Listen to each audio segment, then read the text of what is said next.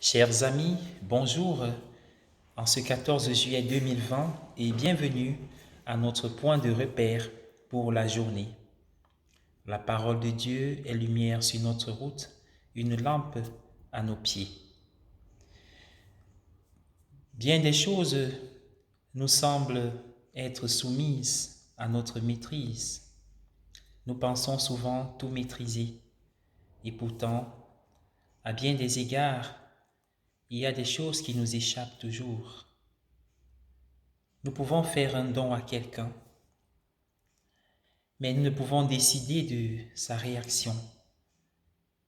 Il peut dire oui ou non, il peut l'accueillir ou le refuser. La proposition que Dieu a faite à son peuple, c'est la vie, le chemin de la liberté, la relation avec lui. Comme dit le livre du Deutéronome, je te propose la vie ou la mort, deux chemins, le bien ou le mal.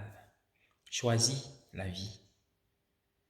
Mais l'histoire du peuple d'Israël, c'est l'histoire des multiples infidélités relatées par Osée que nous avons lu il y a quelque temps et 16 jours par le prophète Isaïe, dont l'option consiste à décrier le culte fait à Dieu et à mettre le doigt sur les infidélités du peuple face à un Dieu qui aime toujours. Et aujourd'hui, il appuie sur un bouton important en disant, si vous ne croyez pas, vous ne tiendrez pas, vous ne pourrez tenir. La foi est le socle de notre vie et la foi est la réponse au don de l'amour de Dieu. Mais la foi n'est pas ce qui a caractérisé tous les peuples, toutes les villes que Jésus a parcourues de son vivant pour évangéliser, montrer le visage du Père, se montrer proche de ceux que Dieu aime, c'est-à-dire tout le monde. Que c'est dur et douloureux d'entendre de la bouche de celui qui est bénédiction et amour ces paroles de malédiction, ces réprimandes.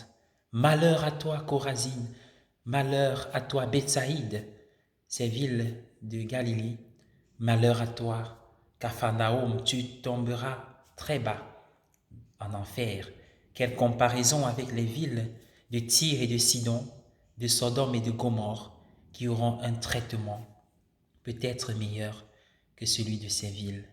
Et si nous regardions notre société aujourd'hui, notre vie, avons-nous laissé nos cœurs transformés par la parole de Dieu, par sa proposition d'amour, en priant pour les pays en fête aujourd'hui, la France, prions pour toutes les nations, prions pour toutes les familles, pour tous les peuples, afin que la recherche de paix ne soit pas simplement des objectifs politiques ou des lieux de conflit d'intérêts, mais des démarches véritables et en profondeur.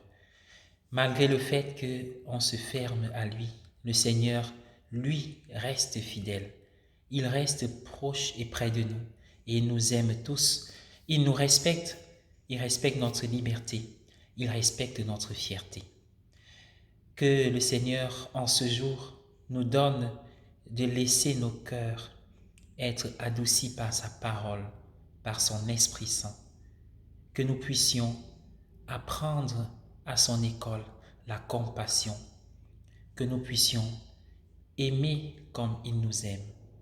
Seigneur, transforme mon cœur, que je puisse aimer comme toi, aimer mes frères, mais surtout, en tant que chrétien, me convertir chaque jour, me convertir toujours.